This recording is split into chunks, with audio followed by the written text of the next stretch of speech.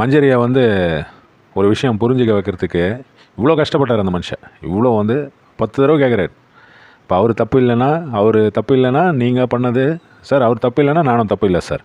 அவர் தப்பு பண்ணலைன்னா நீங்கள் பண்ணது நீ பண்ணது தப்பு தாம்மா அப்படின்னு வந்து சொல்கிறது தான் இந்த மாதிரி ஆளுங்களுக்கெல்லாம் புரியும்.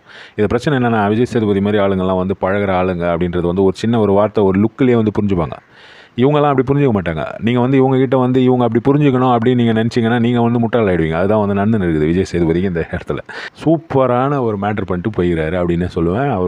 அவர் மேலே இந்த ரெஸ்பெக்ட் குறைஞ்ச இந்த ரெஸ்பெக்டெல்லாம் இப்போ கொஞ்சம் ரிவைவ் ஆகுது. ஏன்னா இவ்வளோ நாள் ரொம்ப கூலாக இருந்துட்டார். இப்போ வந்து ஓரளவுக்கு வந்திருக்கார். இவர் வந்து இன்னும் ஸ்ட்ராங் ஆகணும், இன்னும் ஸ்ட்ராங்காக கேட்க வேண்டியதை இவரும் வந்து இந்த சுத்த விடாமல் இவரும் வந்து இந்த ஸ்ட்ராங்காக போமா வெளியே போமா அப்படின்ற மாதிரி பேசணும். அதுதாங்க பிக் பாஸுடைய ஸ்பிரிட்டு. அதை விட்டுட்டு சும்மா அப்படியே வந்து இவர் பூசி மொழியும் தானே இருக்கார். இவர் எல்லாரையும் பூசி மொழிவாதன்றாரு, இவர் பூசி மொழியும் தானே இருக்கார். உண்மையில் நிறைய பேர் வந்து விஜய் சேதுபதி வந்து கழுவி ஊற்றினுக்கிறாங்க. அவருடைய ஸ்டாண்டர்டுக்கு வந்து இதுக்கு மேலே வந்து சாட்சினாவை அசிங்கப்படுத்த முடியாது அப்படின்னு தான் எனக்கு தோணுச்சு அந்த ஷோலேருந்து. அதாவது இதுக்கு மேலே ஒன்றும் பேசுறதுக்குள்ள நீ உட்காரு, நீ எப்படி சிரிக்கிறேன்னு புரியல, சுற்றி பேசாதீங்க, எல்லாரும் வந்து கட் டு த சேஸ், அது வந்து சிம்பிளாக பேசுங்க அப்படின்றத சொல்கிறாரு விஜய் சேதுபதி. ஆனால் யாருமே அப்படி பேசுறது கிடையாது. ஒரு சிலர் சுற்றி பேச தெரியாமல் சாச்சன மாதிரி ஆளுங்க பேசிட்டு மாட்டிக்கிறாங்க சொல்கிறது. இதுதான் நடந்துன்னு இருக்குது நம்ம பிக் பாஸ் சீசன் 8. இந்த வாரம் சாட்டர்டே எபிசோடு எல்லோரும் பார்த்துருப்பீங்க. எல்லோரும் மழை எல்லாம் புயல்லாம் வந்தது. ஆனால் புயல் ரொம்ப பாதிப்பு இல்லாதனால சேஃபாக இருப்பீங்கன்னு நினைக்கிறேன். என்னடா பண்ணி வச்சுக்கிறீங்க, லொடன்னு வளர்றது. இவ்வளோ எக்ஸ்ப்ளனேஷன், இந்த மாதிரி சுற்றி பேசாதீங்க, என்னை பற்றி புரிஞ்சுக்கின ஒரே ஆள் அந்த வீட்டில் வந்து தீபக் தான் அப்படின்னு வரைக்கும் சொல்கிறார். ஏன்னா தீபக் வந்து ஒரு விஷயம் சொல்லியிருப்பார். விஜய் சேதுபதி சார் வந்து வாரம் சொல்கிறாருல, இப்படி சுற்றி பேசாதீங்க, சும்மா போட்டு இழுக்காதீங்க, டக்குன்னு பேசி முடிங்க அப்படின்ற சொல்லியிருப்பார்ல. அந்த மாதிரி உங்களால் பேச முடியாதா அப்படின்ட்டு தீபக் கேட்டிருப்பார். இந்த தீபக் கேட்டதை வந்து விஜய் சேதுபதி அட்ரஸ் பண்ணுறாரு. ரொம்ப நல்ல விஷயம். தீபக்குடைய கேப்டன்சியை வந்து அவ்வளோ தூரம் புகழ்ந்துருக்காங்க. எனக்கு தோன்றது என்னமோ தீபக் வந்து அடுத்த ஹோஸ்ட் ஆகிடுவாரோன்னு வரைக்கும் எனக்கு தோணுது. ஏன்னா அவருடைய அந்த ஆங்கர் மட்டும் கொஞ்சம் கண்ட்ரோல் பண்ணிக்கினாருன்னா அவர் வேறு லெவல் போகலாம் அப்படின்னே தோணுது. இந்த சீசனில் பார்த்திங்கன்னா எல்லாருமே வந்து இந்த சுற்றி யாருமே வந்து முகத்துக்கு நேரம் அடிக்கிறது கிடையாது. சாச்சனாவுக்கு முகத்துக்கு நேரம் அடிக்கணும்னு தோணுது, ஆனால் அவளுக்கிட்ட அடிக்கிறதுக்கு பாயிண்ட் இல்லை. ஏன்னா அவ்வளோதான் எல்லோரும் அடிக்கிறாங்க. அப்படி தான் இந்த வாரம் வந்து சனிக்கிழமை சூப்பராக போட்டு அடிச்சிருக்காங்க சாச்சனாவை. சாச்சனா ரொம்ப கலங்குற மாதிரி ஆகி ரொம்ப இதுவாகி, அவர் வந்து ஏதோ ஒரு கோபமாக பேசுகிறாரு.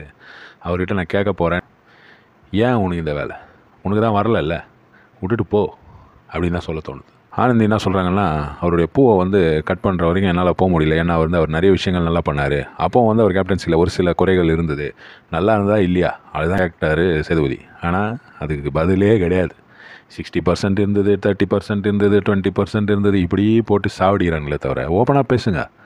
ஓப்பனாக பேசுகிறதே கிடையாது. இவங்க ஓப்பனாக பேசுகிற ஒரே விஷயம் என்ன தெரியுங்களா? ஏன்னா இவங்க மைண்டில் ஒரே விஷயம் என்னென்னா, மக்கள் மனசில் ரெஜிஸ்டர் பண்ணோம். இதுதான் வந்து இவங்க மைண்டில் இருக்கிற ஒரே விஷயம். அதனால் வந்து ஜெஃப்ரியாக இருக்கட்டும், ஜாக்லினாக இருக்கட்டும், சாச்சனாவாக இருக்கட்டும், யாராக இருக்கட்டும், அதில் இவங்க வந்து ஒரே விஷயத்தை பின்னாடி இவங்க ஒர்க் பண்ணுறது வந்து மக்கள் மனசில் இதை ரெஜிஸ்டர் பண்ணோம் அப்படின்ட்டு என்ன பண்ணுறாங்கன்னா, ஒரு விஷயத்தை கேமரா முன்னாடி சொல்கிறாங்க. நான் இப்போ ஜெஃப்ரி ஃபார் எக்ஸாம்பிள் பார்த்தீங்கன்னா, சாச்சனாவுக்கு கேப்டன்சியை விட்டு கொடுக்க போகிறேன் அப்படின்ற ஒரு விஷயம் சொல்லியிருக்கான். அவன் முதல்ல சொன்னது வந்து ஜாக்லின் கிட்டே தான் நினைக்கிறேன். ஆனால் ஜாக்லின் கிட்டே சொல்லும்போது என்னென்னா, நீ யார்கிட்டையும் சொன்னால் நல்லா இருக்காதுன்ற மாதிரி, நீ யார்கிட்டையும் சொல்லாத அப்படின்னு சொன்னால் அது ஓகே, அது வரைக்கும் பார்க்கறதுக்கு நல்லா இருந்தது. அதுக்கப்புறம் ஜாக்லின் என்ன பண்ணாங்கன்னா, 2-3 பேர்கிட்ட போய் ரயான், சௌந்தர்யா இவங்க முன்னாடி போய் இந்த மாதிரி வந்து அவன் பிளான் பண்ணுறான், அவன் வந்து விட்டு கொடுக்க போகிறான் அப்படின்ட்டு அவங்க சொல்லிட்டாங்க. ஆனால் யார்கிட்டையும் சொல்ல மாட்டேன், நீ டைட்டில் மேலே சத்தியம் பண்ணு அப்படின்னு கேட்டு வாங்கின்னு இந்த விஷயத்தை போட்டு உடச்சிட்டாங்க.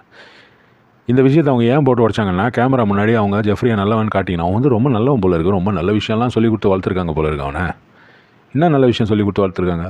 இது நல்ல விஷயமா? இது ஜாக்லின் வந்து ஒரு சில இடத்துல கொஞ்சம் நல்லா இன்னொருத்தரை புகழ்ந்து பேசினா நம்மளுக்கு வந்து ஒரு பாசிட்டிவிட்டி கிடைக்கும்ன்ற மாதிரி யோசித்து பண்ணுறாங்க. ஆனால் அது வந்து இன்னித்தி காலகட்டத்தில் அது வந்து ஒர்க் அவுட் ஆகுது. அவங்க மக்களுக்கு வந்து அந்த புரிதல்லாம் இருக்குது. ஒரு ஆள் வந்து இப்படி பேசுகிறான்னா, இவன் வந்து இதுக்காக தான் பேசுகிறான் அப்படின்னு நினைக்கிறது தான் வந்து இன்னித்தி காலகட்டம். அதை வந்து அவங்க புரிஞ்சிக்கல. ராணுவ வந்து ரொம்ப நல்லா சொன்னார். ராணுவ வந்து அதாவது ஒரு விஷயத்தை வந்து நம்ம இன்னொருத்தரை புகழும் போது நம்மளுக்கு புகழ்ச்சி வேணும் அப்படின்றதுக்காக நம்ம புகழக்கூடாது. அதுக்காக ராணுவ என்ன சொல்கிறான்னா, அவர் வந்து ரூல்ஸ்ன்னு நிறைய விஷயங்கள் எடுத்துகிட்டு வந்தார் சார், அது நல்லா இருந்தது சார், பார்க்குறதுக்கு அது நல்லா இருந்தது, அவ்வளோதான். இப்படி சொல்லி முடிஞ்சுது. அது கிடையாது இவங்ககிட்ட. இவங்க என்ன பண்ணுறாங்க, இவங்களுக்கு வந்து கேமரா ஸ்பேஸ் வேணுன்றதுக்காக இவங்க ஒரு விஷயம் பண்ணுறாங்க. அதனால் நல்லதையும் இவங்க கெட்டதுன்னு சொன்னால் தான் இவங்களுக்கு வந்து புகழ்ச்சி வரும்ன்ற மாதிரி பேச ட்ரை பண்ணுறது தான் இவங்களுடைய ஃபால்ட். எக்ஸாம்பிள் வந்து நிறைய பேர் இருக்காங்க. மஞ்சரி இருக்காங்க, முத்துக்குமரனும் இப்போ அந்த லைனில் போயிட்டாருன்னு வைங்க. முத்துக்குமரனுக்கு ரொம்ப பேர் சப்போர்ட்லாம் பண்ணுறாங்க. முதல்ல நல்லா இருந்தது அவர் கேம். ஆனால் இப்போ வந்து அவருடைய கேம் ரொம்ப மோசமாக போயின்னு இருக்குன்றது தான் என்னுடைய ஒப்பீனியன். இதெல்லாம் நடந்தாலும் எபிசோட் கடைசியில் வந்து செருப்படி கொடுக்குற மாதிரி விஜய் சேதுபதி என்ன சொன்னார்னா, இவ்வளோ நல்ல ஒரு கேப்டன்ஷிப், இவ்வளோ நல்ல ஒரு கேப்டன்சி நான் பார்த்ததில்லை அப்படின்ற லெவலுக்கு சொல்லி தீபக்கை வந்து புகழ்ந்துட்டார். இவங்கெல்லாம் எங்கே போய் வச்சுப்பாங்க மூஞ்சி, அந்த மஞ்சரி இதோட வந்து விட்டுட்டு போயிடணும். ஏன்னா உன் மூஞ்சிக்கு நேரம் அடிக்கிறாரு விஜய் சேதுபதி. நீ தப்புன்னு சொல்ல, அவர் உன் மூஞ்சிக்கு நேரம் வந்து நீ பைத்தியம் நீ அப்படின்னு சொல்லலை. ஆனால் அதே விஷயத்தை தான் அவர் கொஞ்சம் அப்படி மறைமுகமாக சொல்லியிருக்காரு. ஏன்னா அவர் ஹோஸ்ட், அவர் வந்து எப்படி வேணால் பேசலாம். அவர் டேரெக்டாக பேசணும்னு நம்ம வந்து கேட்க முடியாதுல்ல. அவர் கடைசியில் இந்த சொன்ன விஷயம் சாச்சனாவுக்கும் சரி மஞ்சரிக்கும் சரி ரொம்ப ஒரு செருப்படி மாதிரி தான் அப்படின்னு தான் நான் சொல்லுவேன். தீபக்குடைய கேப்டன்சிக்கு வந்து 95% நான் கொடுப்பேன். சிறுவண்டுகள் தான் வந்து இங்கே பிரச்சனை அப்படின்ட்டாரு. சிறுவண்டுன்ற அந்த வார்த்தை, டீசல் இன்ஜின்ற வார்த்தை, இதெல்லாம் வந்து நல்லா இருக்குது. வா சத்யா, நீ பேசு, நீ இன்னும் பேசு. இதெல்லாம் வந்து அவங்களுக்காக கிடையாது, இது உனக்காக அப்படின்ற மாதிரியும் சொல்கிறாரு. ஆனாலும் அவருக்கு வந்து டக்குன்னு அது வரல. அவருக்கு வந்த வார்த்தைங்க ஒன்று வந்து தெரப்பிஸ்ட்டுன்ற வார்த்தை வந்து ரொம்ப நல்ல வார்த்தை. ஏன்னா ஆனந்தியும் இந்த இவர் சிவகுமாரம் வந்து யாராவது அழுதாங்கன்னா ஒன்று அங்கே போயிடுவாங்க. ஒன்று அங்கே போய் அப்படியே இவங்க ஏதோ தெரப்பி பண்ணி ஏதோ ஒன்று பண்ணுற மாதிரி. ஜாக்லின் அதே மாதிரி தெரப்பிஸ்ட் வந்து அவர் மெயினாக சொன்னது ஆனந்திக்காக தான். அதுக்கப்புறம் இந்த சிறுவண்டுன்றதில் அவர் இன்க்ளூட் பண்ணியிருக்கணும். அந்த சாச்சனா என்னென்ன அவர் சேதுபதி கேட்டிருந்தாருன்னா வேறு ஏதாவது சொல்லியிருப்பார் போல இருக்குது. மஞ்சரியை வந்து கண்ணி வெடின்ட்டார். இந்த மாதிரி விஷயங்கள்லாம் வந்து உங்களுக்கு ஃப்ளோவில் வருது, நீங்கள் பேசுங்க, பேசினா தானே நீங்கள் தெரிவிங்கன்ற மாதிரி அவரை புஷ் பண்ணி இது பண்ணுறாரு. அதாவது டேஞ்சர் ஜோனில் இருக்கிறாரோ என்னமோ. சத்யாவை வந்து டீசல் இன்ஜின், நான் வந்து டீசல் இன்ஜின் சார் அப்படின்னு அவரே சொல்லிட்டாரு. அதனால் நடுவில் சேதுபதி என்ன சொன்னார்னா, அந்த டீசல் இன்ஜினை ஸ்டார்ட் பண்ணி வைங்க, நான் வரேன் அப்படின்னு. ஏன்னா அவர் வந்து பவித்ராவை கூப்பிட்டாரு. சத்யா வந்து கை காமிச்சார், அவர் ஆர்வமாக வராரு. ஆனால் அவரை பார்க்காம பவித்ராவை கூப்பிட்டதுனால, சாரிப்பா நீ வந்து டீசல் இன்ஜினை ஸ்டார்ட் பண்ணி வை அப்படின்ட்டு சொல்கிறாரு. அது ஏன் அவர் அப்படி சொன்னாருன்னா, சத்யா வந்து உள்ளே இருக்கிறாருன்னே தெரியல. இந்த 2-3 வாரமாக 4 வாரமாக பார்த்தீங்கன்னா ஒன்றுமே கண்டென்ட்டே இல்லாத மாதிரி, ஒன்றுமே அவர் பண்ணாத மாதிரி, ஒன்றுத்துக்கும் வாய்ஸ் அவுட் பண்ணாத மாதிரி இருக்குதுன்ட்டு பலரும் பேசிக்கிறாங்க. ஆனால் அவர் வந்து என்ன பண்ணுறது, எல்லாத்துலேயும் போய் சண்டை போட்டால் தான் இதுவான்ற ஒரு ஆட்டிடியூடுக்கு அவர் வந்துட்டார். அவருடைய ஆட்டிடியூடே அப்படி தான் வைங்க. ஆனால் இந்த ஷோவில் அப்படி கிடையாது. சில விஷயங்களுக்கு நீ குரல் கொடுக்கணும், நீ வந்து எழுப்பணும் அப்படின்றது வந்து அது மேண்டேட்ரி. நீ கண்டிப்பாக அது பண்ணி ஆகணும். பண்ணலைன்னா வந்து உன்னை வெளியே அனுப்பிச்சிடுவாங்க. அதுதான் வந்து சத்யா புரிஞ்சிக்கல. இந்த வாரம் வந்து ரொம்ப சத்யாவை வந்து புஷ் பண்ணி நீங்கள் பேசுங்கன்ற மாதிரி, உங்கள் இது வாய்ஸ் கேட்கல, நீங்கள் இப்படி நவுந்து உட்காருங்க, ஏன் அந்த மூலையில் உட்காருங்க, இந்த மாதிரி பல விஷயங்கள் சொன்னார். சத்யாவுக்கு இனியாவது புரியுதான்னு பார்க்கலாம். அதுக்கப்புறம் சாச்சனாவை பற்றி சொல்லி அவனுங்க என்ன பேசுகிறோன்னு புரியாமல் லொடன்னு 70-30 இருந்து தான். எப்படி 70-30 70-30 நீ சொல்லு அப்படின்ற மாதிரி அவர் வந்து மார்க் பண்ணார். அதை வந்து புரிஞ்சினாலா இல்லையான்னு தெரிலாவோ, ஆனால் கண்ணில் தண்ணியெல்லாம் வர லெவலுக்கு ஆயிடுச்சின்னு வைங்க. கொஞ்சம் புரிஞ்சினா போல இருக்குது. அதுக்கப்புறம் என்ன வளர்றான்னா, கேப்டன்சி வந்து 70 எது நல்லா இருந்ததுன்னா, எல்லோரையும் அசம்பிள் பண்ணது நல்லா இருந்தது, எந்த ஒரு இது ப்ராப்ளமும் இல்லாமல் பார்த்துக்கிட்டது நல்லா இருந்தது, எல்லோரையும் ஆக்டிவாக வச்சுக்கிட்டது நல்லா இருந்தது, டாஸ்க் மாதிரி கொடுத்ததெல்லாம் நல்லா இருந்தது. 30 எது நல்லா இல்லைன்னா, மைக்கு மாட்ட சொன்னது நல்லா இல்லை, ஒரு பிரச்சனையே நடக்கக்கூடாதுன்னு பார்த்துக்கிட்டாரு, அது நல்லா இல்லை. அப்போ பிரச்சனை நடக்க வைக்கிறது தான் நல்ல கேப்டனா? இப்படி ஒரு பைத்தியக்கார பொண்ணு எங்கேருந்து வரோம்? உண்மையில் நிறைய பேர் வந்து விஜய் சேதுபதி வந்து கழுவி ஊற்றினுக்கிறாங்க. அவருடைய ஸ்டாண்டர்டுக்கு வந்து இதுக்கு மேலே வந்து சாச்சனாவை அசிங்கப்படுத்த முடியாது அப்படின்னு தான் எனக்கு தோணுச்சு அந்த ஷோலேருந்து.